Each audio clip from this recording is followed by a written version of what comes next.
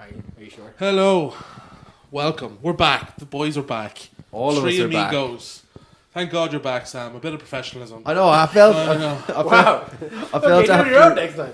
I felt after 2 weeks of listening, I had to come back. No, Yeah. I'm devastated. I wasn't here, but I was disagreeing with the car radio for 2 full weeks. So. Yeah, we gave you some shit last episode. Oh yeah, I was very disappointed because you saw the screenshot of my really good name that I sent, and then I had King Bundy because Bundy is a king. He is a king. That is the fact. When it comes to fantasy football teams or rugby teams, whatever, it's all about being funny.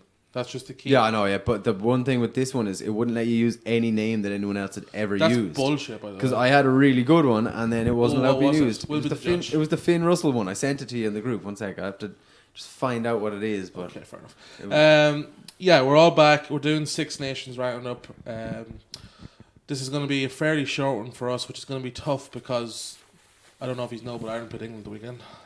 Really? Well, Did they play? Didn't know that they played. I I watched- saw coronavirus cancelled. I watched rugby thing. on Saturday, and then Sunday there was none on. Strange enough. Well, England played rugby. Oh, did they? The team they played against didn't really play much. Yeah. Oh, that's hurtful.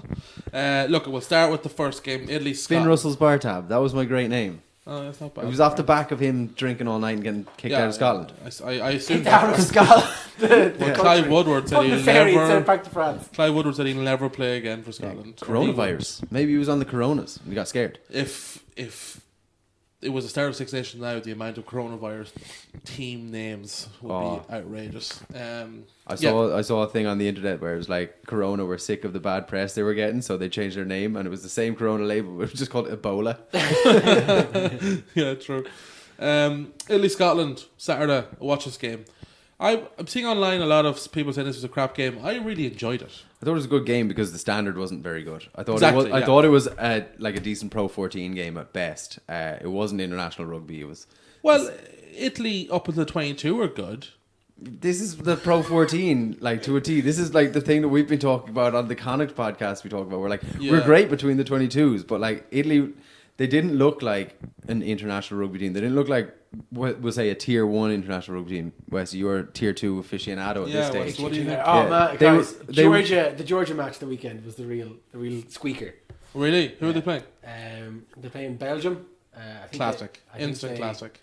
They won 72-6. I think was the final score. Wow. Tightly contested. Yeah. I took some notes during the Italy-Scotland game on my phone because I always forget them.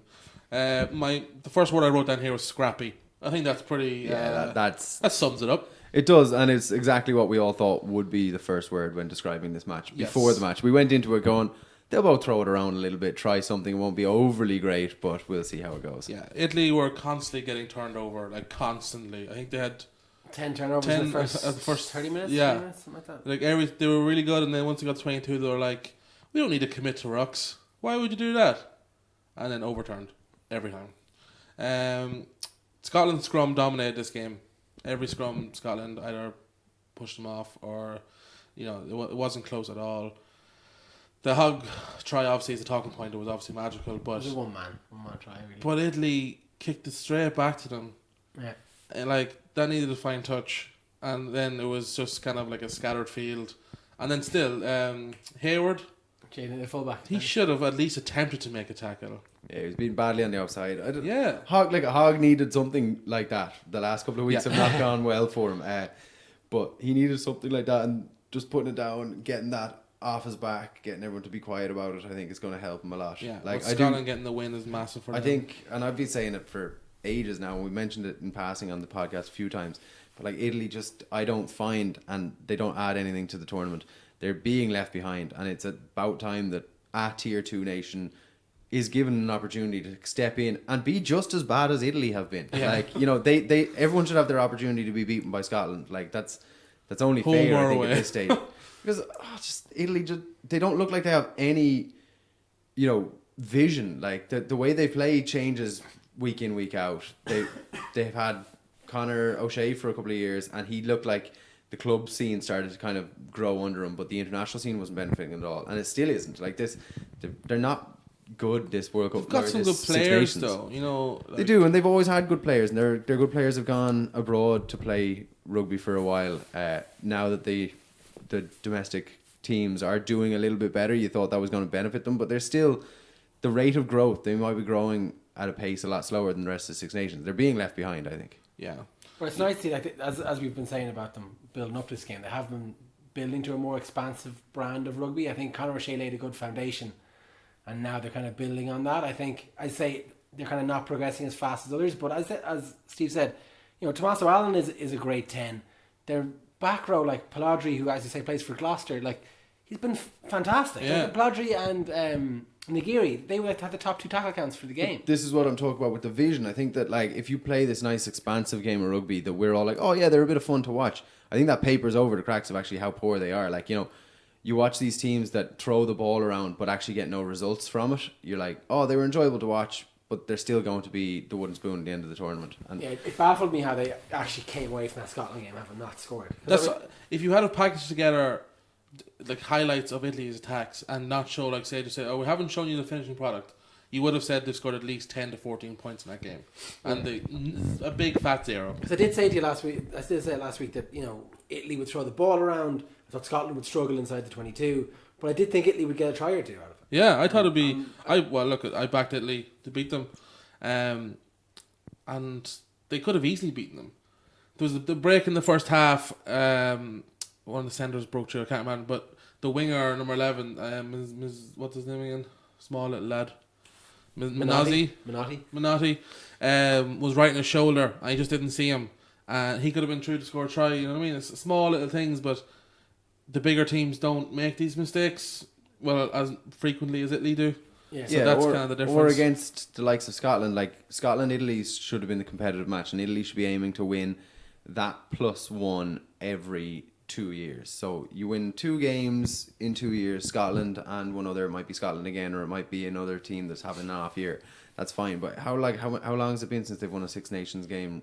They didn't win a Six Nations game under Conor O'Shea, did they? No. I think there are 22 games in a row without winning. Yeah, Something like like that. In the Six Nations. The Six the Nations. vision, like you might Yeah, say, they're throwing the ball around a little bit more. But is that just looseness because they just don't have a vision? They don't have a plan. Like they have all these players. It's unfortunate you're mentioning like players playing in Gloucester or players that played in France. Like them all playing all over the place is not going to help them in terms of building up a vision and building up a template for how they want to play. Yeah, but I think this is kind of, I said they've got an interim head coach in place at the minute. I think this is, you know, we go on about like Ireland and Wales having a new system. It's a new system for them as well, right? The old system didn't work, but it's still going to take them time to capitalise on it. As you said before, Sam, they have to start buying into the system before it's going to work. Oh yeah, it's no, going to take absolutely. more than 2 or 3 games from their perspective.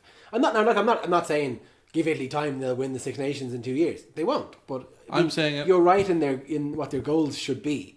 Oh, yeah, It's going to take a season. Hot take. No, I do. Scotland in Rome. They definitely should have. They definitely should have at least been close. That's what I mean. Is I agree completely was with you. I think close, that they though. should be backing a new coach and getting on board with whatever new vision they have. Whatever happened under Conor O'Shea just didn't seem to work, and they should be backing the new coach.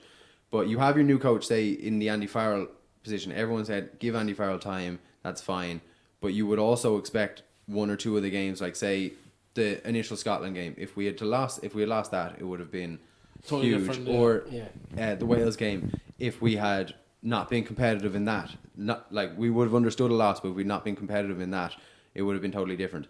I think Italy didn't need to win this game, but they just needed to not come away scoreless. They needed to be competitive. It needed to be close. It needed to be the one where everyone went, that's what they're going to build on. That's what they're going to do, and we'll see that improve. The way we did against Scotland, we had drop balls and misplaced passes, but everyone knew there was something there. But that I didn't see that. I just saw a bunch of lads throwing it around, kind of fun but desperation. I know what you're saying in that, because I would have said that the last, now not exclusively, but primarily the last 20 minutes, half an hour against France, that's the Italy I wanted to see. Yeah. That's what I wanted to see built on going into the Scotland game. And it seemed like they were trying to imitate themselves against France, rather than running the same game plan and having it work. They were trying to just mimically throw the ball around and hope something would happen. Yeah, I think you're a little bit harsh on them, Sam. I think the game was a lot more competitive. It was 12 0 until Hastings scored the last try when it was After the yellow card. Yeah, and like the last try was a write-off because at that stage they were just committing to, you know, that was like a one-off kind of. There was no one back to cover, and your man Hastings had all the room to run. Like I think it was definitely closer in a lot of ways than I think we're letting on. But at the same time, we have 7-0 at half time. Yeah, Sorry, 5-0 at half time, was it? 5-0 half time. Hastings Yeah. was the first one, yeah. So it wasn't in no means a hammering. Yeah, it was competitive in terms of gameplay, in terms of on the pitch. Like, they were swapping blow for blow, each team losing a lot of turnovers. Yeah. But as I say, Italy were unable to finish anything. They were unable to work.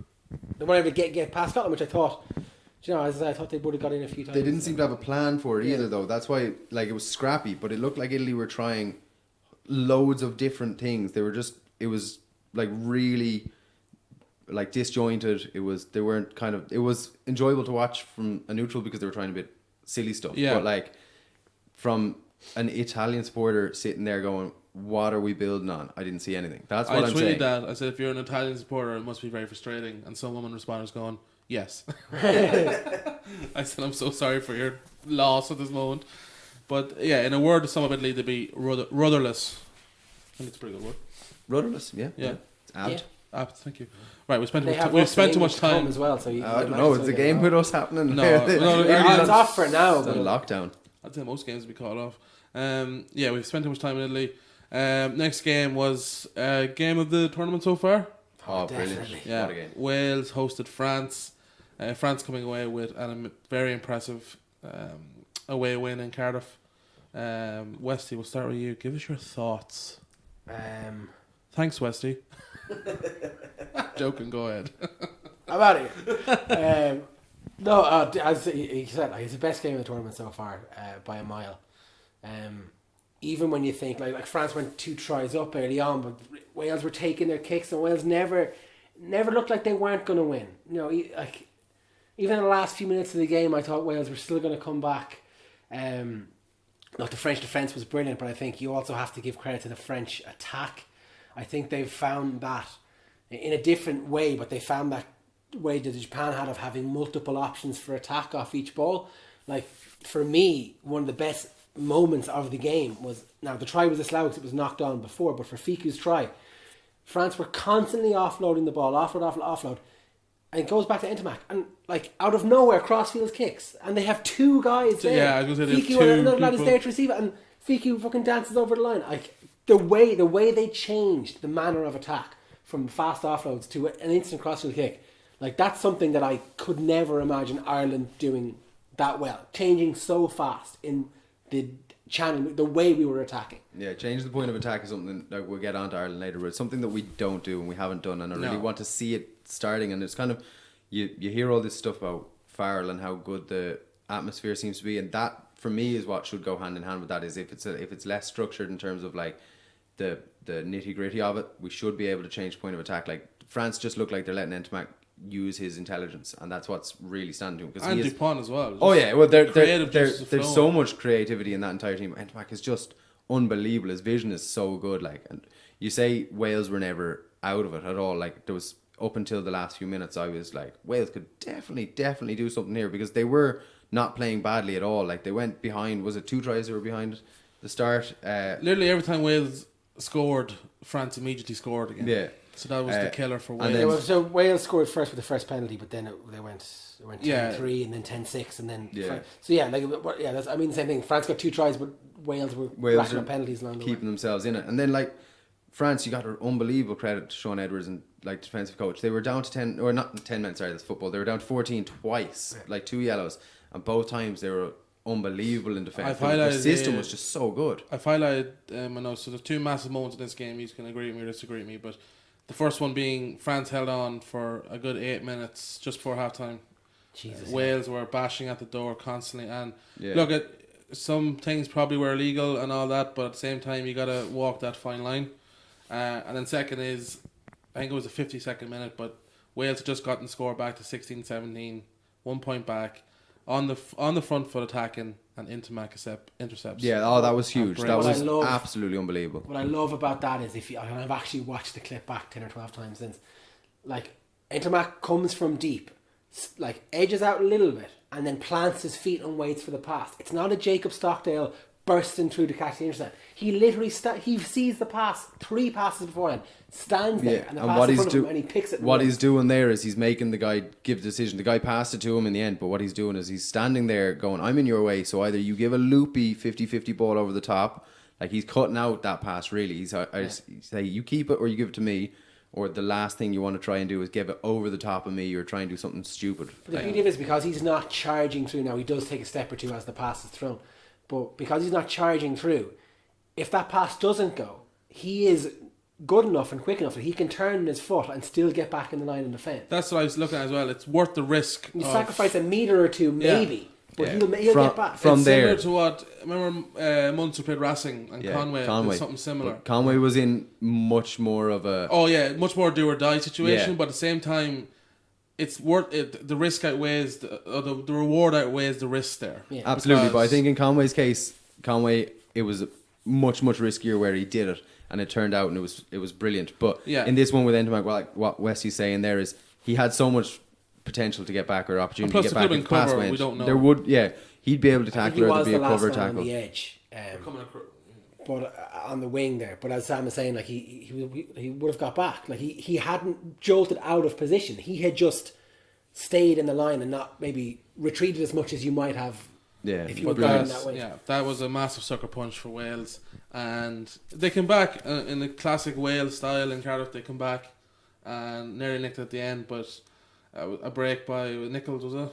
I think it was Nichols made the break and got overturned. I was watching this and I texted it into our group. I was saying like, why is he doesn't pass it? If I was him, if I had the cop on to do what I say I would do in text is you give that pass early, even though the other guy's going to get tackled, and you become the support runner, because the guy running is not the support runner in terms of like helping you if you get rucked, because he's looking to move away from where you are with the ball. He's looking to give a different option, a different line. But if you're that guy going through, you give the pass early and then fall back in line as almost like a support runner rucker when he does get tackled. He went and he isolated himself completely. Yeah, I think he had 3 French lads around him. I think. Yeah, I think he did. I think it was a good turnover. I think it was. It was a great turnover. No, it was brilliant work by him. But the pass is on earlier. Yeah. The pass isn't going to set someone away. But what it's going to do is reset the entire team. It's going to be able to get you back around. It's going to be able to recycle the ball quicker.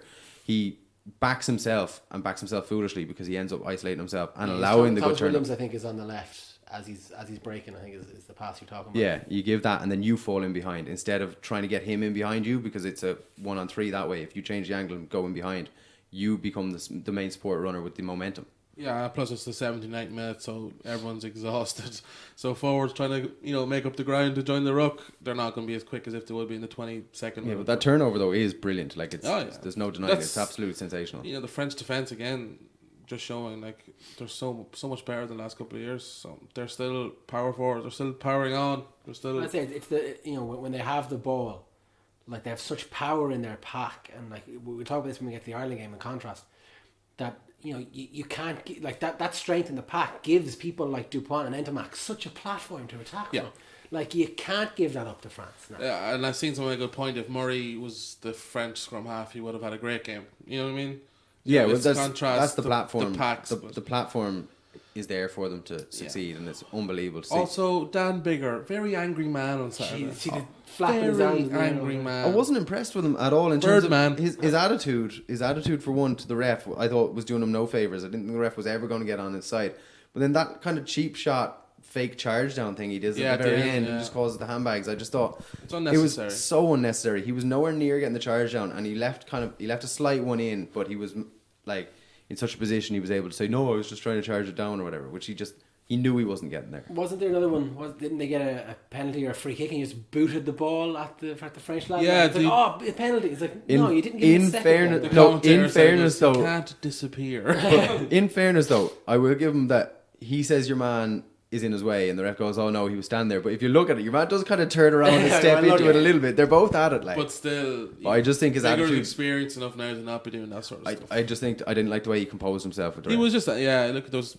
God knows what forces, what was making him do that. But he was angry the whole game, and he never calmed himself down until the last minute. You could see he was still erratic. So, but I just wanted to mention that because it was hilarious to see a professional sports star lose it. Yeah, it makes me feel better. Right, that's all we have. No game Sunday, so we'll move on. Yeah, the Connacht game now at the weekend. Yeah, yeah. Jeez, Delan- I Delan don't and talk Heffernan's about that back. one either. Delan and Heffernan flying out private down to South Africa, following on the boys. I think. Oh yeah. Either They've been released, they're yeah. running to Dublin Airport right now, because I know the Connacht team bus are left in this Dublin morning, Airport now. yeah. Like they're there. Yeah. So either the lads are running to the airport to get on the plane, or they're going to fly out separately. Private jet. Private jet. Yeah, I They're was. still going to do a 2-day camp for the Ireland team, aren't they? They're going to keep the core Yeah, lads in for this they week. are. Yeah, but I think they're going to do the thing where they release the players that haven't Yeah. played really. Yeah, but they would have I put think them it's in anyway. if the Italy game was not postponed, you'd love to feel like the two of them weren't going to be released, because they No, were. they wouldn't. I don't think they would have been kept. I'd say they I'm would not have sure released about- before see, now, though, I'm not- because why would you just release them now? Like, Yeah. who They- would release them on Monday or Tuesday? After see, the Today's announcement. Wednesday. So I we just still found out like. the game's I said at the start of the tournament, I don't think Heffernan's going to get a minute, and I think it's so disappointing for a player that goes to the entire camp and doesn't get a minute, but also for the fans that have seen him go to the whole camp. And I know he was released, but if you're not, and he played last week, but if you're not in training, you still like you're not on kind of the same So by that- wavelength. By that logic, would you start Dave Carney against Italy? Would I start Dave Carney against Italy? Keno, if you're listening, I would not start Dave Carney let us against know Italy. what you think, Keno. I just pointed for people that I think are good rugby players. So that's what I'm saying. Oh, Keno, he said it, not me. Sam, not me. Although I completely agree with you, Sam. We'll talk No, about I'm the fair. games. No, I agree in terms of Dave Heffernan. I just I do He's a brilliant- Why are we talking about Connacht? Why are we talking about Connacht every week? Well, that's true. We're talking about Connacht because we're trying to Yeah, we're putting brace on. ourselves. we're putting on. Ireland may or may not. We'll just put it all in may or may not have stance. may Yeah, or may not there might have. be an asterisk beside this Six Yeah. Nations. It wasn't complete. True. Yeah. So we've just found out. Travel to Twickenham, possibly. We don't know. There was a game Sunday, possibly. We don't know. And The ref was terrible. Possibly, we don't know. The The ref was pretty terrible on both sides. Both sides, yeah. I'm just highlighting the fact that the match, Ireland were bad, but the ref was also both ways very poor. Like, But he clearly, like, if you look at the amount of like physical altercations during the game, like many of them involving Maro Toje and CJ Stander, but there happened so much that like was it Jakob Piper and clearly not enforced discipline in the game. He clearly lost. That's what control. England did well. So, but yeah, England totally overpowered us. What frustrated me is that we knew exactly what England were going to do before the game, and we still looked shocked in the first 20 minutes that England were doing what we knew they were going to do. and on the same note as that, we were so obvious. They knew exactly. We've been what obvious we for were the gonna last do. year and a half. They Sam. knew exactly what we were going to do, and we didn't try anything to change it. Like, you can look at a freeze frame of an Ireland game and go, Conor Murray is passing to him, because they actually set up like a Mighty Ducks flying V, and the guy who's Yeah. getting the ball is the guy at the front of the flying V. There's no invention at all there. And like the first whatever ruck that England get, it's Manu Tuilagi coming down Johnny Sexton's door every fucking time, and we know this is happening, and it's predictable, and we had no answer to it. But there You was throw also- one or two skip passes on Johnny Sexton, and it completely would have changed the attack early on. If you knew Tulagi was coming, I'm not saying the whole game, but Not just that, but defensively, they put in a few bumps as well. They wanted people to know like that they are physical. Like there was CJ was Oh yeah, smashed a couple of times. Like when you have like a Toje and Laws and Curry, they're like some good tackling players. that was in a told team. you at his best. Oh my god, he was unbelievable. Like And, he definitely, it was a grey area what he was doing was legal or not, but he played the referee well. He knew the referee. You know, it was pretty obvious early that's on a that he's smart not rugby called. player. If that's what I'm saying. if that's yeah. James Ryan, everyone is going. How smart was James? He was playing on the James edge. was. Well, James He was doing it. He was doing it His similarly. mic gets yeah. cited. Yeah. Oh, he was doing it similarly, and like McCaw did it for years as well. He plays on the edge of like the ref just looking at what's happening and going, okay, I can get away with this. I can do that. Yeah, like, I don't know where to start talking about this game because No, I mean, I think first off, the thing you have to say is the first thing that you see, England are doing a rush defence. yes. All game. They're also not coming into the rucks, so they have 13 people come up in defence. For some reason, Ireland counter that by taking every ball standing still and giving the England team 5 metres to come up and hit them. And this has been something that we've been like. It's been so prevalent in our game for the last 2 years. We've been taking the ball standing still, but we weren't a team that did that before. O'Mahony used to come around the corner. James Ryan used to come around the corner. CJ Stander used to come around the corner, and then in the back line, Henshaw and Bundy have always come at the ball with pace. And in the last year or two, we've set our stall. We've gone, the first receiver is the guy that's getting it. He's standing 2-3 yards behind the ruck, and we're getting it back as far as the gain line, and they've got all the At time in the best. world at best. Like you wonder, Healy was having quite a good game. He put in quite a lot of good hits, but goes off injured early enough because we're hanging people out to dry here. Yeah. We're given, you see, you know who the first receiver is. You've got the full force of England charging at him, and they're barely making it back to the game. That's attrition. That's gonna wear us down faster than it wears them. And on the other side, England are taking the ball at pace to us, and we're standing back defensively, waiting to soak that impact up. Soak tackles all instead of closing the gap and not giving Tuilagi that 5 yards to run at us. It's really frustrating because our game plan, defensively, has been a weird thing where our winger rushes up and gets caught out a lot. But we have two of the best tackling centres there is. And Sexton, in fairness to him, can put a tackle in as well. Oh, he can, but yet they're waiting for the likes of Itoje or Manu to run at them at pace and then making the tackles. Whereas if you get up in their face the way England did with us, it causes all sorts of problems. That risk of having the two wingers come up as they do. I mean, England exploited Jordan Larimer as a fullback. And this is something that we've kind of hinted at a bit before when we talk about Jordan Larimer, about his positives, but his negative is under a high ball. It was the same thing they did against Robbie Henshaw last year. They kicked a few high and tested him and pushed him, and I don't think the tactic of the high winger was very strange, I thought, because it left Larimer with that's what I'm the saying. entire backfield. It makes to it defend. easy for them to exploit Larimer like that. Yeah, I thought that was very strange. It looked personally like a mistake. It looked like a winger not doing what he was supposed to, because it looked like we were playing with two back and then one of them wasn't there. It was so straight. That's what it looked so wrong. Like the fact that the whole back line was so straight. Usually if you had that, you'd have the fullback covering between the centre and the winger on that side, and then the other winger at a half on the blind side so that he can cover back this area. But Larimer was almost behind the 10 and leaving the entire other side of the pitch open on multiple of occasions. It's almost as if we were trying to trap them into kicking deep for some sort of counter-attack move that we had no plan for. Yeah, it's the first real weakness of Andy Farrell so far, as in it was obvious what they were doing, and we never changed any tactics. We never did anything differently. We never tried to combat. The push, the defensive line was so high. Why aren't we dropping Johnny a little bit back and kicking over the top, or why aren't we putting little grubbers in? Because there's space there beyond the line. Yeah, they exploit the exact same space. Yeah, exactly. Speaking of mistakes, yeah, but that's the thing. The funny Jacob thing is Stockdale and Sexton. Sexton's was in somewhat forgivable because of the weird bounce. But you shouldn't have. That's the thing. You shouldn't let it bounce. I don't know if he could have got there though. Could he? No, I don't think he could have got there. But I still think go with two hands and just do something. Like if the ball's over the line, the ball's over the try line. Pull it down. Get on top of it. Like, why are we trying to reinvent the wheel here? That's schoolboy rugby. I think that was I think it was bad, but Stockdale was way worse. Stockdale was worse because the other one happened before. You're like, all right, lads, let's all settle down now. Next time that happens, get on. See, Stockdale's was bad, but I think with Sexton, he looks like he's going with one hand to retrieve it and bring it down and do something. Like you said, two hands over it, drop it down. Or if it is a weird bounce and it's slightly away from you, just volleyball it out. Slap it out. You have no idea who's around you. He didn't know that there was a player coming in there. He just has to get rid if he can't control it. Instead of going with one hand and trying to bring it in the way he did. Was Larimer before to stay on it though? Larimer I think that's what he was going to do. Was Larimer slightly out of position? I don't know if he was out of position I think that's what Sam in terms said. of He the was tactic. given too much to cover. Like he was going to be out of position. Also, Ford, this has nothing to do with the game, kicks the ball into the crowd, right? And hits someone in a wheelchair in the face. He sees it clearly, doesn't bat an eyelid, doesn't even He apologised on Twitter after. Oh, that's fantastic! When the moment he celebrated, like he just won the World Cup. So, dickhead of the week, George Ford. Yeah, that's fair. We'll go through the team. The front five I thought were out-powered, out-bullied. James Ryan gave a good account of himself. James Ryan, massive work rate, really fronted up in terms of aggression. So I love that. It's a great sign for the future. He looked nasty. I like that. Yeah, I think he's a sensational player. I don't think the front five, I think they were bullied, but I don't think you can fault any of them because I think that they at least tried something.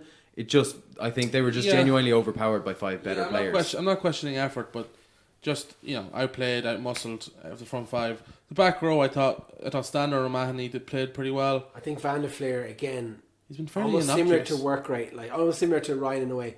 His work rate was great, but he wasn't getting the results he gets against other teams. I think he was physically outmatched against England. Yeah, but I think we were genuinely. I think our forwards for the last since Saracens in the last couple of years have just started absolutely dominating kind of Europe and England until the recent going on.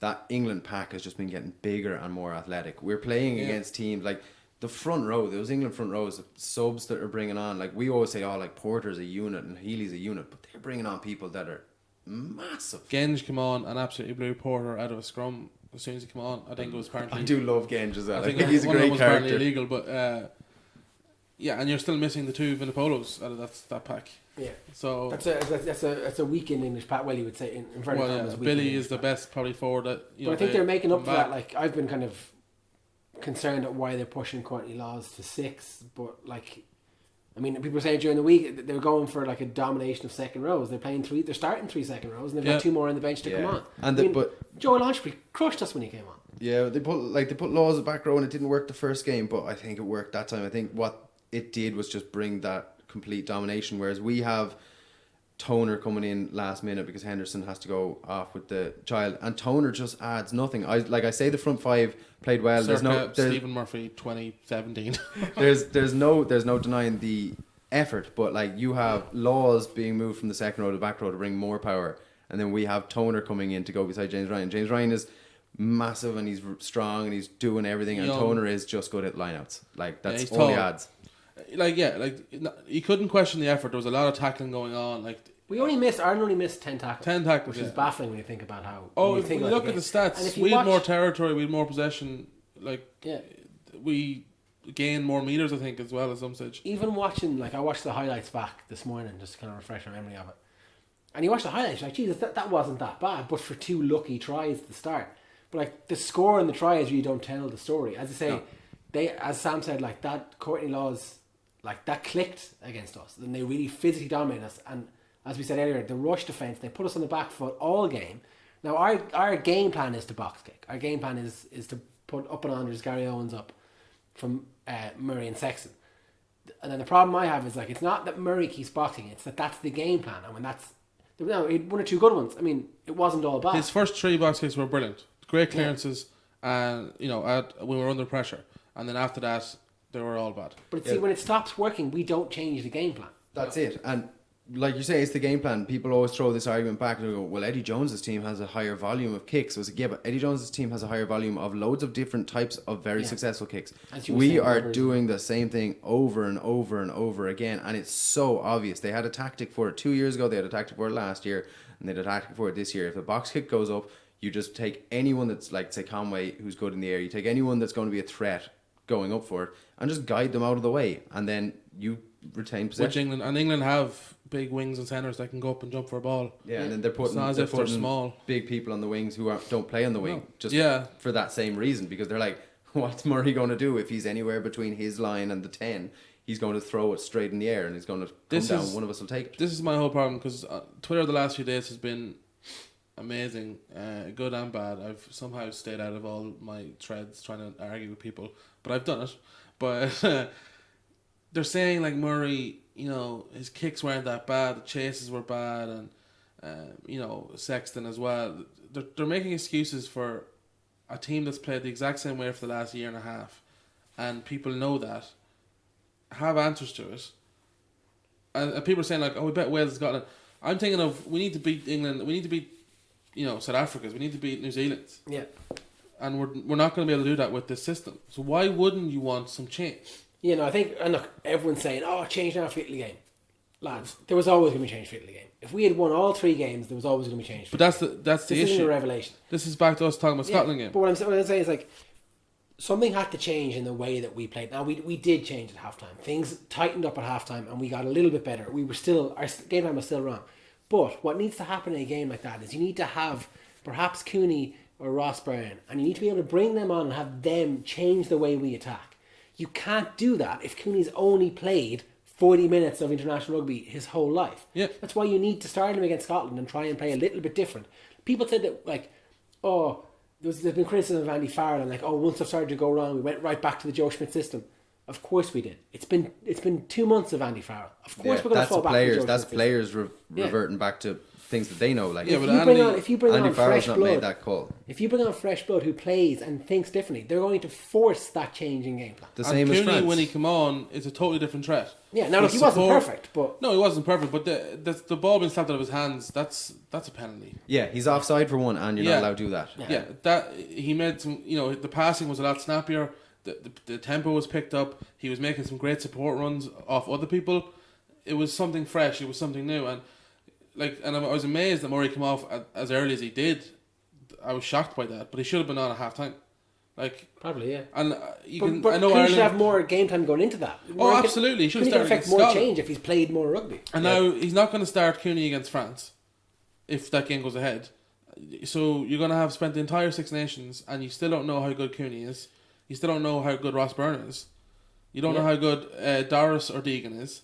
You've gone a full Six Nations and you still have pretty much your starting team from a year ago. Yeah, I do think Doris carried well when he came on. I know what I'm But saying. again, You it's not don't know. enough. Yeah, no, I agree with you. Yeah, yeah. No, I think some of the subs did change and bring in a kind of a better tempo and bring in a bit more variety. But that's what, like, say if Murray is going to start, because we know how good Murray can be, and if you're not, and I'm saying, like, I don't believe this, but if you're not starting Cooney, like, I don't believe that you shouldn't. But if you aren't and you have Murray, he needs to bring more variety. Sexton needs to bring more variety.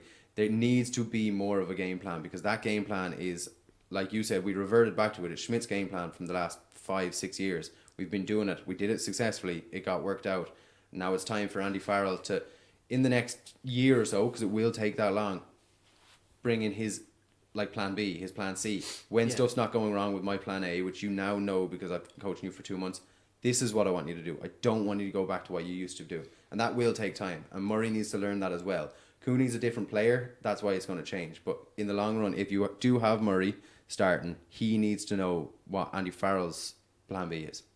My question is this: if Cooney had started the England game and played as I think as poorly as Murray did, imagine the backlash, Oh, he'd be getting slated. or imagine the reaction to that. Yeah, it'd be inexperienced. It'd be not up to It'd be test tough. level. He would have been off at halftime.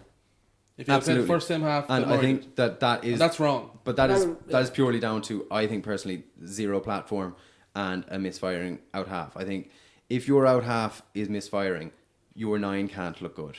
I'm sorry, like, it's just impossible for a 9 to look good unless they do breaking off the back of a scrum that's moving backwards and run the pitch themselves, big skip passes or something. There's nothing else they can do. Like the 10, Sexton was misfiring. His head wasn't there. The kick, the missed kicks got to him. Two shanks. The bad, it was, I'm going to say, probably a bad pass and a bad gather from that one, the Bundy one that ended up being given as offside because it bounced off his chest and went back to him. All these things just started to add up and go wrong. But And the same, I said a couple of times, and obviously I love Bundy Aki. A couple of times Bundy Aki was caught with the ball not knowing what to do. But again, it comes from that, like, you're getting the ball static from a static 10, and you've been put in a position where the defence is now on you. And Bundy probably a couple of times made the wrong decision of putting his head down and trying to go forward. I did think he had great game defensively. I thought he played. that's I thought probably he a was one of safe the decision. standouts. I thought defensively he was brilliant. Him and Henshaw were but- both good. I thought. Yeah, but that's probably a safe decision because, like you said, they're both getting a static. I think for Murray or for Cooney, whoever was starting 9 in that game, if Sexton has the game he has, there's no way a 9 can come out looking good. Oh yeah, I'm not. Murray definitely didn't have as bad of a game as it looked, or as some people are saying. He also didn't have as good of a game as some people are saying. But I've seen enough now where I'm like, he's in a rut. Yeah. This is not progressing for us. And I know the World Cup standings are at the end of this year, so that makes the Six Nations a little bit more important. I don't. But I see also that. don't really believe in that because I think at some point in the Six Nations or in the World Cup, you're going to have to play. Like in your group stage, you're going to have one of the top 5. Yeah. And then in the quarters, if you get through, you're going to have another of the top 5. Like there's no avoiding them. So You're not getting to I the World Cup think- final by beating Uruguay and fucking Georgia every time. I think personally, the Italy game, hopefully it gets rescheduled for after the France game. But you go into the France game, you try some new stuff, you play because France are looking so dominant. You might as well go out. Like it's like when you see those FA Cup games in England in soccer when a team who has nothing to play for, they're like, oh, they're the team that have no chance. Go out and just put it up to them. They try some stuff. They play without like kind of that carefree attitude, and they go, yeah, we'll give it a go. So put Sexton in there. Maybe put in Ross Byrne, let him see what he can do. I love Bundy and I will always advocate Bundy being in there, but if you don't want, put Farrell in there Put in Yeah, Bundy Addison, wouldn't- bring in all of these players and let them try. I'd drop lads. Yeah, I wouldn't like. I wouldn't play James Ryan not because he's been bad. I just give him a rest. Same with Bundy. You know what I mean? I would drop Bundy, but I wouldn't drop him because he's been bad. But I'm saying the problem is now we're going to play France without the Italy game if that goes ahead, and Murray and Sexton are going to probably start, and that's like Murray or Sexton could not have played worse the other day. Are we all agree People with are saying that? it's his worst game in Ireland. I don't know if it is his worst game, but But it was definitely up there. Yeah, he played 70. Did he play the full game? I think so, yeah, because I think He was on the Ross- pitch at the end when Cooney kicked that conversion. Yeah, he was. Oh, because Byrne came on for... Yeah, Earls, Conway. Byrne come on for Conway. Yeah, and the Stockdale going full back was a bit... I think they kind of had to because of Conway's injury. Yeah, Earls came on for Larmer and Byrne came on But for still, Conway, when so they did switched around it. when did Byrne come on? What minute? It was still like in the 70s. Oh, 65, 15 minutes left to go. 15. Okay, fair enough.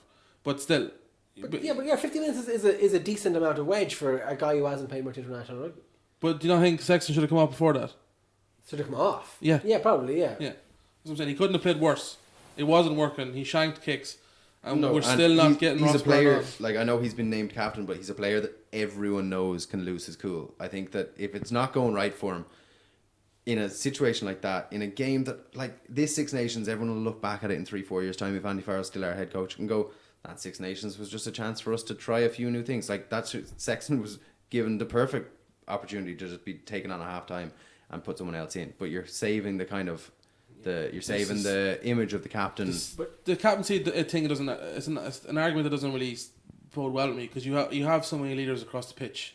Do you know what I mean? You're not as if it's not like the France team where you have loads of kids. That's not the case. Yeah, no, you have like Do you you know what I mean? have O'Mahony and Stander who have both captained. Standard fit. You've got Earls Like- coming on, who's very fucking experienced. James Yeah, we got Ryan, Peter who Manning people still. reckon is going to Yeah, be the next like, captain. There's so much leadership there. I think Sexton should have just been saved from himself and brought off at half time and just given Byrne the chance to go in and run backline. Maybe they were slightly worried about what happened last time Byrne played against England. Like that didn't go too It well. couldn't have got much worse, Sam. Yeah, but what, No, what, that's are you, fair. what are you going to do next year? You know, if Bring Sexton- Jack Carty in. Jack Carty's class. Yeah. Just Well, saying. Carberry's having surgery on his ankle again. So Yeah, he's gone. that's the whole. If Carberry was fit and healthy, I don't think we're having this. Like he's. Yeah, but Madigan's so- out of contract at Bristol at the summer. Just saying. If don't someone think wants that's to bring happening. him, Munster look into Madigan like. I'd take Carty over Madigan any day. Though. So I'd take Carty over most Yeah. people. To be fair, I love Jack. I back Jack. But Hashtag. no, You're what you taking McCarthy over informed Dan Carter. Oh yeah, Yeah, right. hashtag I back Jack, man. Dan, bring back Dan Parks, man. They were good days in the sports ground. Dan I'm Parks. sure they were. No, like you're 100% right about what you're saying. Leaving Sexton on that long, it was what we were talking about before the Scotland game, where like if you don't drop lads now, it's like, oh, I can't get into this team. So by not dropping Sexton or not taking Sexton off some of that game, you're basically saying like Sexton can do whatever he wants and still play the game. Yes, Like and Sexton can do yeah. whatever he wants and still start. There's nothing any player can do to break in. And the fact that he's captain isn't a valid argument to And me. people keep saying that like, oh, well, we don't have Joey Carberry was the next one and he's gone. So why not drop Sexton and have Byrne and Carthy fight it out? You know what? I'll take the hit. Have Byrne and JJ Hanrahan fight it out. Carthy wasn't good enough to make the squad this year. Fair Or enough. what's Yeah. what's his name up in Billy Burns. Billy Billy Burns. Burns, Yeah. Another player Give him a that chance. Like, hasn't sniffed No, the pitch. won't get them. Like, and that's what I do. I hate that. Like, it happened to Blade last year. He was at the training camp the entire time, and then wasn't, brought in. Farrell for Connacht wasn't brought in. These are just players that I know about because I follow Connacht. But they're in the training camp the whole time. They're in amongst the squad. Hopefully not Tom just. O'Toole and Jack McGraw are haven't going to sniff a game time either. You know. Yeah, I think that there has been two Will solidly But Alison consistent to hasn't been team. fit. I know, but yeah. But Sorry, still. Sam. Yeah, well, I just think in the Six Nations so far we've had two consistent to team. I think that this was the Six Nations to change it up a bit, and I don't care that we were in with the chance of winning it. I think like after the first week against Scotland, we saw that even if we won it, it wouldn't have been a great tournament for us. It would have been a poor tournament that we won. France should just be allowed to win it, and we should be encouraged to change it up and try new things. Bring in players like the way France are. They're bringing in players that have a different mentality to previous French teams, and that's why they're not reverting to type when something goes wrong. They keep Yeah. playing the way they Their are. type is winning. Yeah, from that's it. underage. But your problem as well is like after the game was over, Ronan O'Gara in the whatever studio is saying like years ago 24-12 wasn't a bad result in Twickenham. Do you know what I mean? Like that attitude. And then Alan Quillen was asking off the ball like about dropping Sexton because if he's on the pitch with John Cooney, should John Cooney kick because he's more in form? And he goes, oh, Sexton's made some big kicks in the past. it's the fucking past. There's a certain Eric Elwood has made big kicks in the past. I wouldn't put David him on the pitch. Humphries is probably still slotting them, you know what I mean, back in the garden. Doesn't make you should play 10. There's a certain amount of credit in the bank, right? There is. Like Yes. every player has to have credit in the bank. That credit has been expired for a year and a half now. Yeah. But I'd say, like, we said ourselves after the Wales game, you weren't going to make any changes after the Wales game.